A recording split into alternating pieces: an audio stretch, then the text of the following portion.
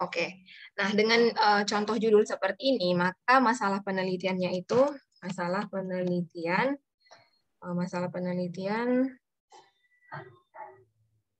ada di variabel Y.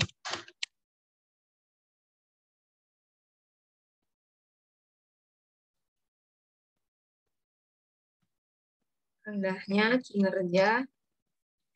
kinerja UMKM Kota Kupang dan sedikitnya tidak berkembang jumlah UMKM di Kota Kupang. Nah, itu masalah. Kalau dia makin berkembang ataupun makin bagus kinerjanya itu bukan masalah, karena itu sesuai dengan yang kita harapkan. Nah, itu kalau masalah penelitian. Tapi bagaimana dengan rumusan masalah? Kalau rumusan masalah, gampang. Kalian tinggal ambil dari judul. Jadi judul itu nanti kita besar-besar.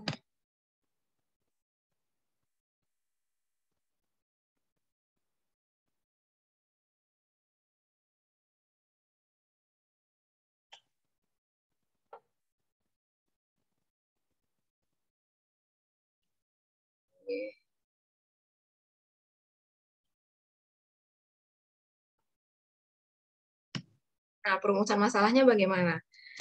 Rumusan masalah Nah, rumusan masalah itu kita lihat lagi judulnya.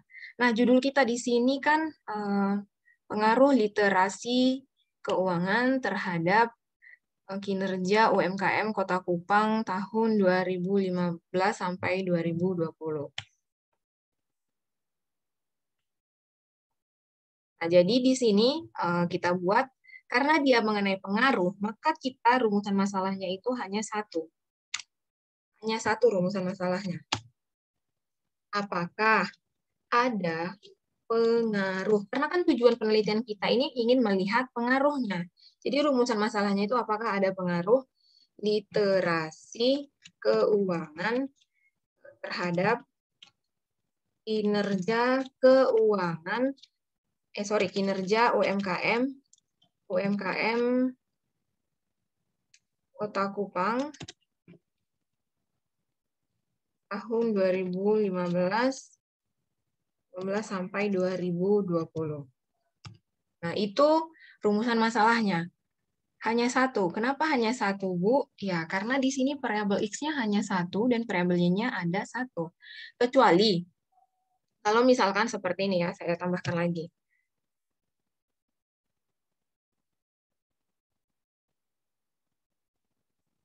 Kecuali kalau misalkan di judulnya ini variabel X-nya kita tambah. Pengaruh literasi keuangan dan misalkan kita buat apa ya, terhadap kinerja UMKM, literasi keuangan dan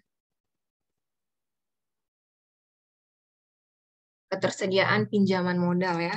Ketersediaan pinjaman modal misalkan. Ini berarti X-nya ada dua. Variabel X-nya ada dua. Tapi adik-adik di judul jangan kalian tuliskan ya X1, X2 yang mana, begitu jangan. Ini hanya saya ingin menjelaskan. Jadi di judul itu tidak pernah ada ditulis X1-nya yang mana, X2-nya yang mana, tidak pernah. Ini saya hanya supaya kalian paham. Nah, kalau seperti ini bisa ada 3 rumusan masalah. Nah, yang kedua, apakah ada pengaruh si variabel X2, ketersediaan pinjaman modal terhadap, kita tinggal copy paste saja seperti yang di atas. Apakah ada pengaruh ketersediaan pinjaman modal terhadap kinerja UMKM Kota Kupang tahun 2015 sampai 2020.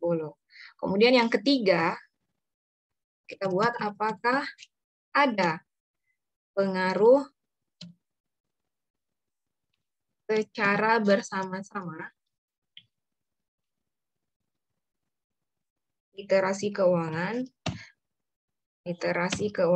dan ketersediaan pinjaman modal terhadap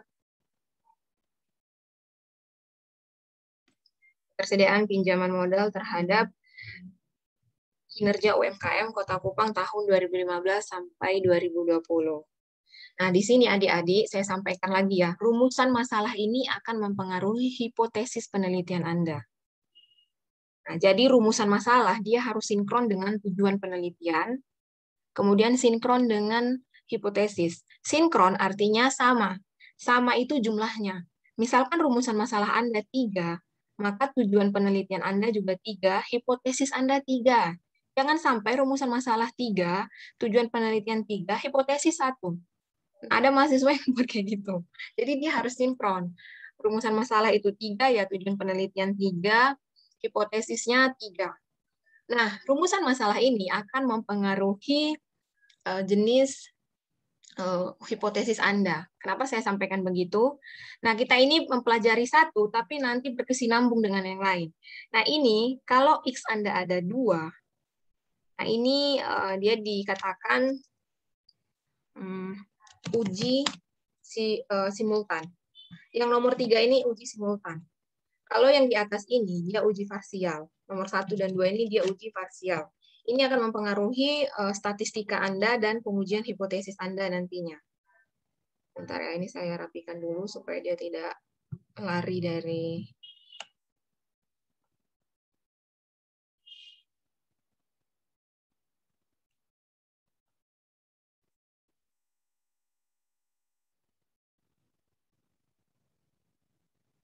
Nah, kalau yang nomor 1 dan 2 ini dia uji parsial. Kalau yang di bawah dia uji simultan. Kira-kira kenapa ada yang mau menjelaskan apa itu uji parsial dengan uji simultan? Kalau dari contoh yang saya berikan ini, apa yang Anda dapat simpulkan? Kenapa kok nomor 1 sama nomor 2 itu uji parsial? Kenapa yang nomor 3 uji simultan? Nah, itu nanti akan mempengaruhi ke hipotesisnya. Kira-kira ada yang mau memberikan pendapat, Bu, itu uji parsial karena begini-begini. Silahkan.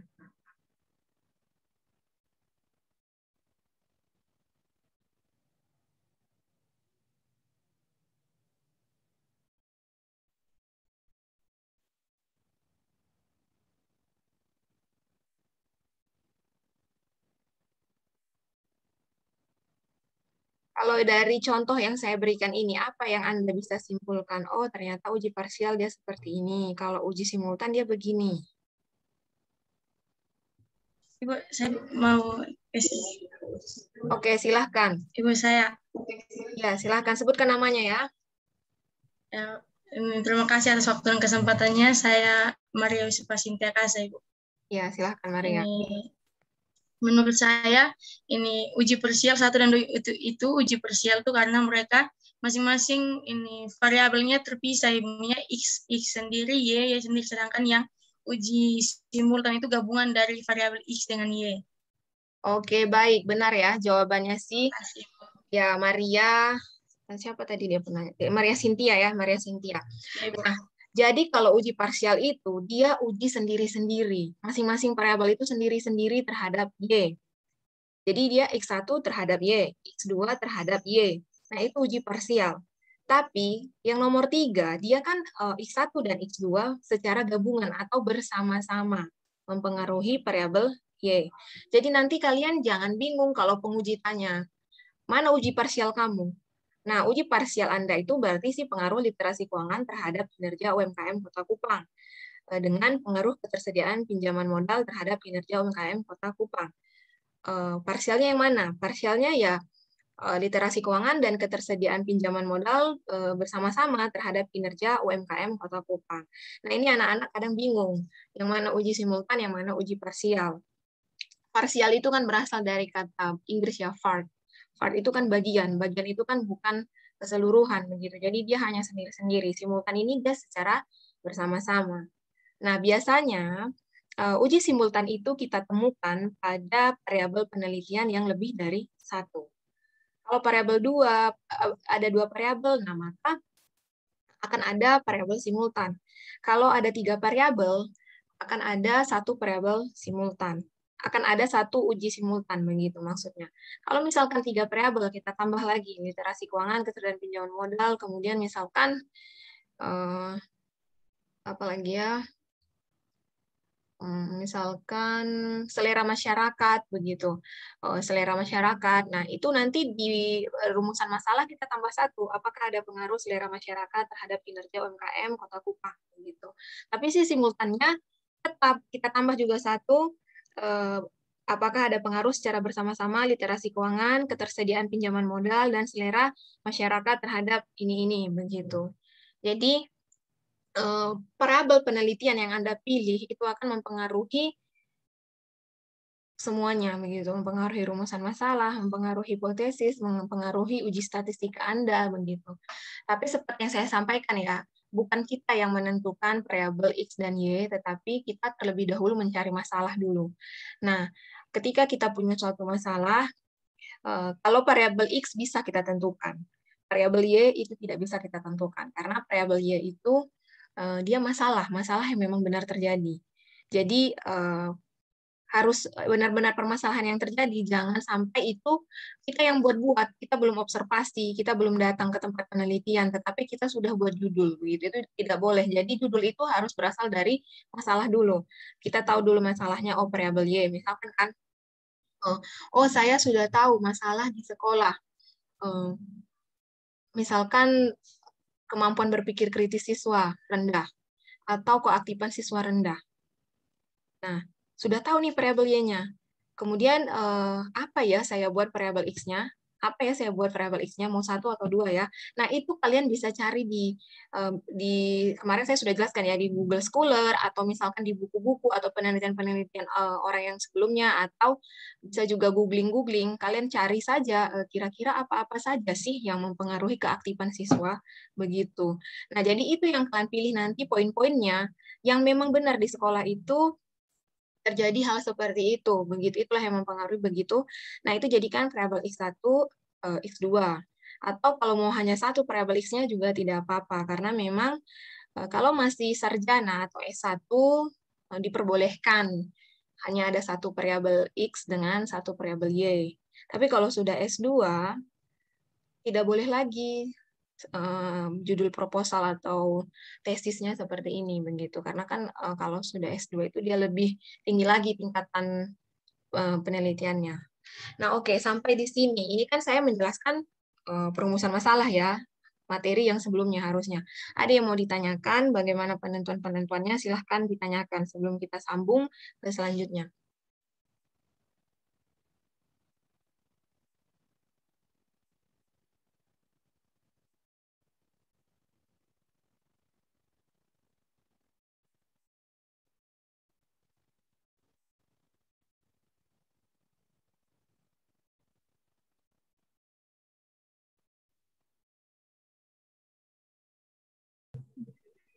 Ibu, saya Ocan, Ibu. Ya, silahkan Ocan. Saya mau tanya untuk kalau misalnya contoh judulnya faktor-faktor, Ibu. Apakah rumusan masalahnya lebih banyak atau cuma dia seperti contoh judul pengaruh, Ibu? Terima kasih, Bu. Oke, kalau faktor-faktor dia itu penelitiannya ke kualitatif, atau dia itu jenis penelitian kualitatif deskriptif. Nah, ini yang saya kasih contoh, ini untuk kuantitatif. Nah, mungkin kalian dulu di mata kuliah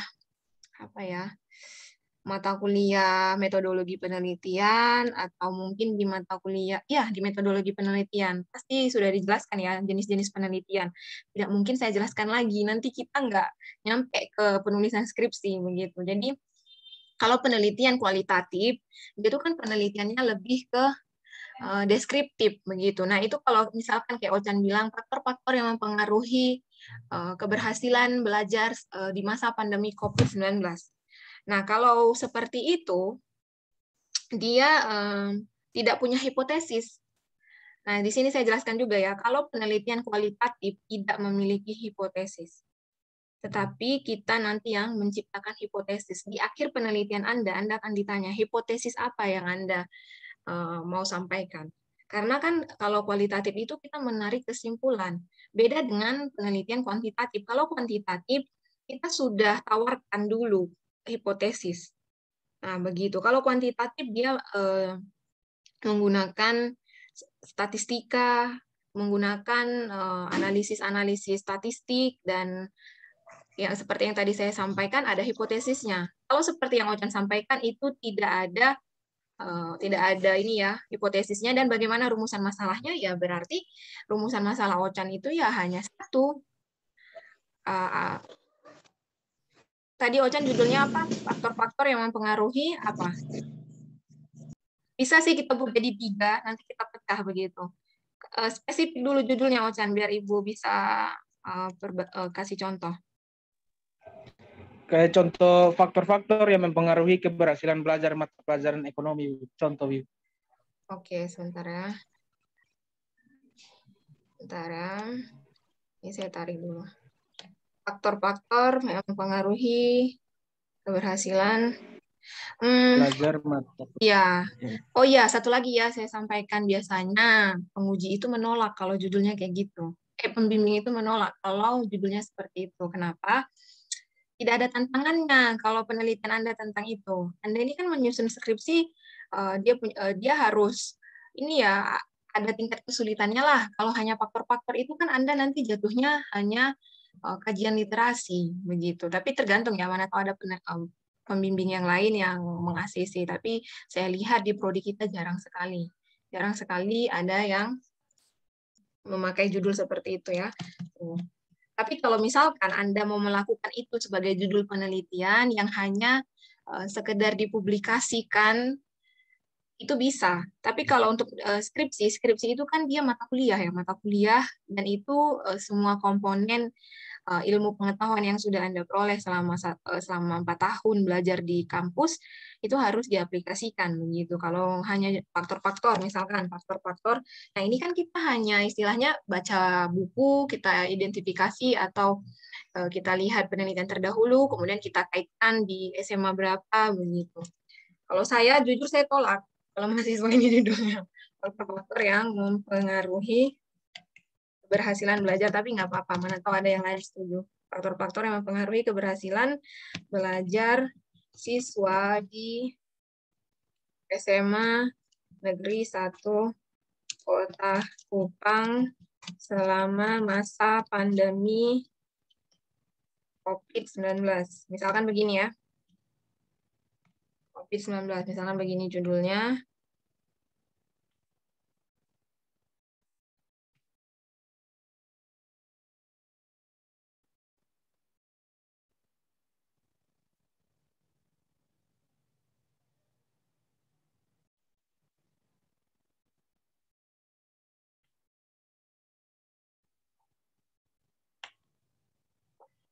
Nah, kalau judulnya begini, maka perumusan masalahnya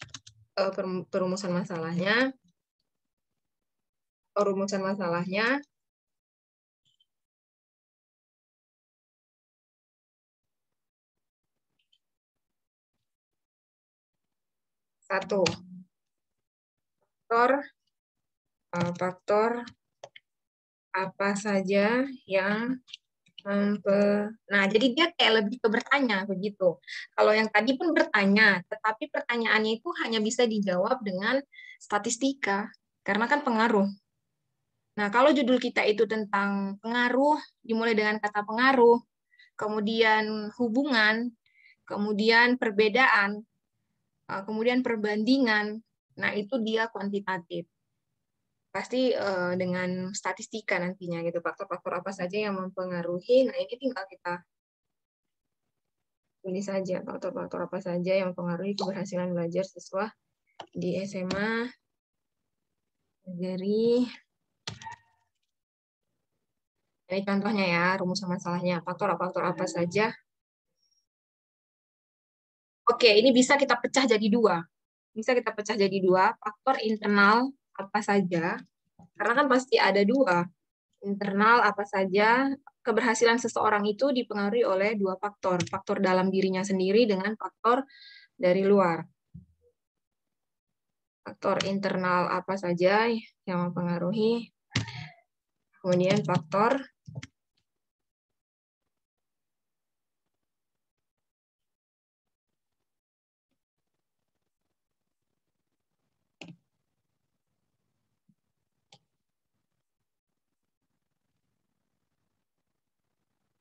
nah seperti itu.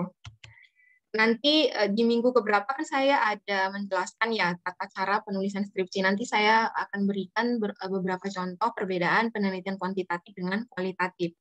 Nah, tetapi sekalipun saya bilang kualitatif itu terkesannya gampang, tapi kalau kita benar-benar melaksanakan penelitian kuantitatif, itu sulit loh.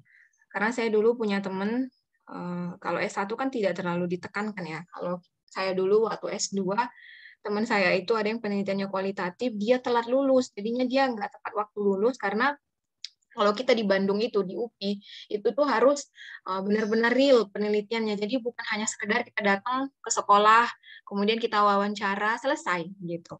Karena kan kalau di dalam ini ya, kalau penelitiannya seperti ini, kualitatif, nah dia kan pedomannya itu hanya wawancara, pedoman wawancara, dokumentasi. Kalau saya lihat di Undana ini banyakkan pedoman wawancaranya itu tidak ada gitu, hanya langsung saja wawancara.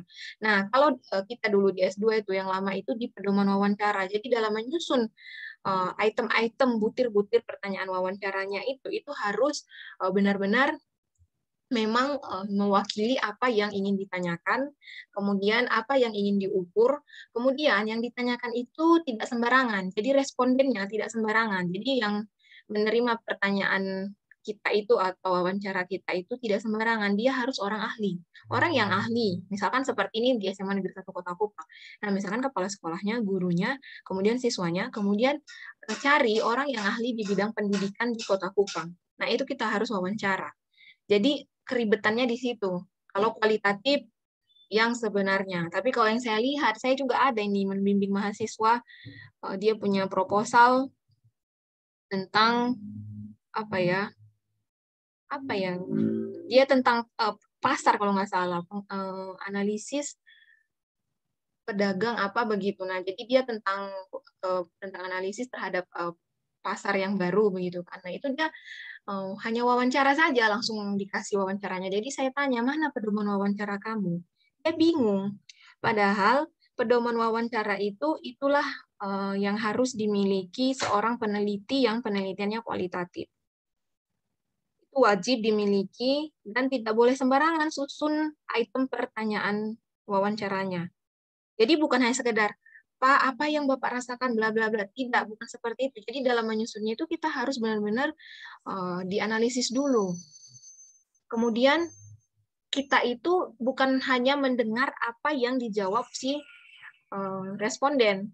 Jadi kita datang ke SMA Negeri 1 Kota Kupang ini, kita tanya, kemudian kita tinggal di situ. Tinggal di situ maksudnya setiap hari kita ada di situ, kita mengawasi sekolah itu, kita lihat, kemudian apa yang kita dapatkan, nah seperti itu. Dan kalau yang saya ingat dulu teman saya yang penelitiannya kualitatif, mereka itu wajib penelitian paling cepat sebulan. Nah, jadi sebulan itu paling cepat.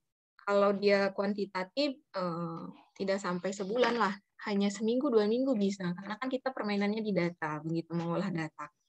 Tapi kembali lagi ke kalian ya, seperti apa. Saya kalau mahasiswa saya dapat judulnya yang seperti ini, saya lebih tekankan ke pedoman wawancaranya nanti seperti apa. Begitu. Nah, itu yang agak ribetnya nanti, karena kita juga harus pergi ke dinas pendidikan atau kemana untuk mewawancarai yang ahli di bidangnya. Kalau misalkan yang ini tadi, kalau kita lihat judul yang seperti ini, nah, ini kalau judulnya pengaruh literasi keuangan. Ini kita bisa pakai kuesioner. Nah, kita hanya cukup kasih kuesioner ke responden. Misalkan ini kan UMKM di Kota Kupang. Nah, ini bisa seminggu saja beres. Kenapa seminggu saja beres? Karena cukup kamu buat kuesioner, item-itemnya yang sudah disusun, kemudian diuji coba, sudah valid, sudah reliable. Nah, setelah itu kita pakai penelitian. Kalau sudah valid dan reliable, kita pakai penelitian. Nah, kuesionernya itu kita bagikan ke UMKM yang ada di Kota Kupang.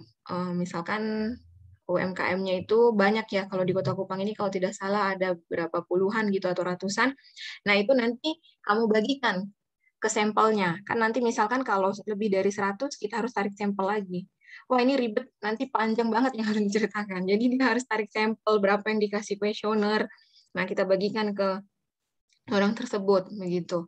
Jadi, itulah perbedaannya. Kalau dia di pengaruh, kalau hanya judul seperti ini kita bisa pakai kuesioner.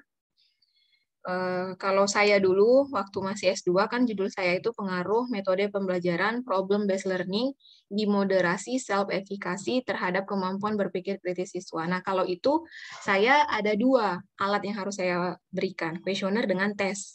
Jadi ada tes. Nah, dalam menyusun tes ini, soalnya harus benar-benar soal yang mengukur kemampuan berpikir kritis siswa. Jadi bukan soal pilihan berganda, bukan soal sekedar esai, tetapi soal-soal yang memang mengasah analisa gitu. Nah, oke, begitu dia Ochan, bagaimana? Siap, makasih Bu. Oke, sampai sini ada lagi yang mau ditanyakan?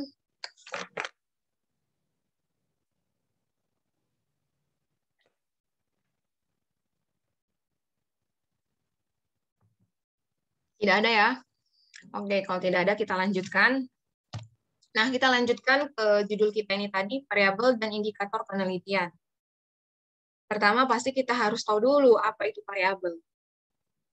Nah, menurut Sugiono tahun 2007, variabel penelitian adalah suatu atribut atau sifat atau nilai dari orang, objek, atau kegiatan yang mempunyai variasi tertentu yang ditetapkan oleh peneliti untuk dipelajari dan ditarik kesimpulannya. Nah, lihat di sini ya, dia harus bervariasi.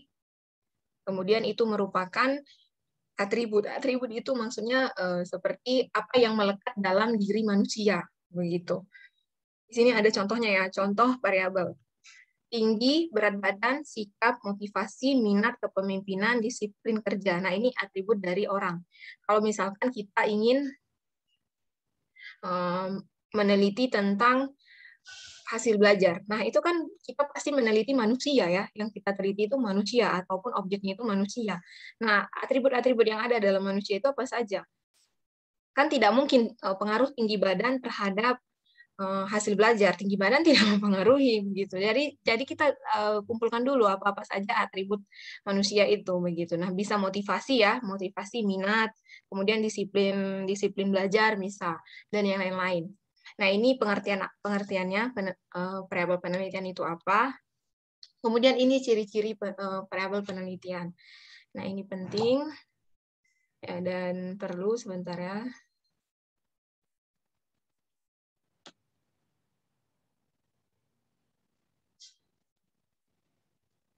Oke, ciri-ciri variabel penelitian. Jadi tidak semua bisa kita jadikan variabel penelitian. Kalau variabel penelitian Anda itu tidak memenuhi 3 hal yang ada di layar, itu bukan variabel.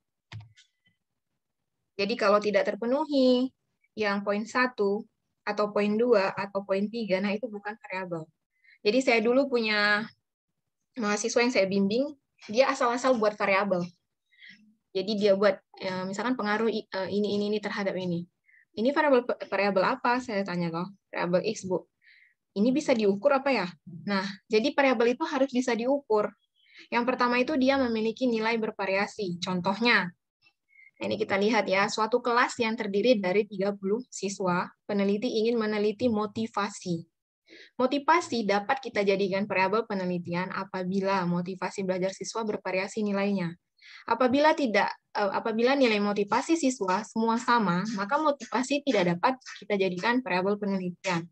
Nah, jadi kalau misalkan kita sudah ketemu variabel Y sebagai permasalahannya, misalkan hasil belajarnya rendah atau bagaimana, kan kita perlu nih menentukan variabel X. Kita lihat, misalkan kita mau mengambil pengaruh motivasi terhadap hasil belajar siswa. Tapi motivasi yang ada di sekolah itu atau motivasi siswa yang ada di sekolah itu sama semuanya. Nah, itu tidak bisa kita jadikan variabel. Karena di sekolah itu motivasi siswanya itu sama. Kecuali bervariasi, ada yang motivasinya tinggi,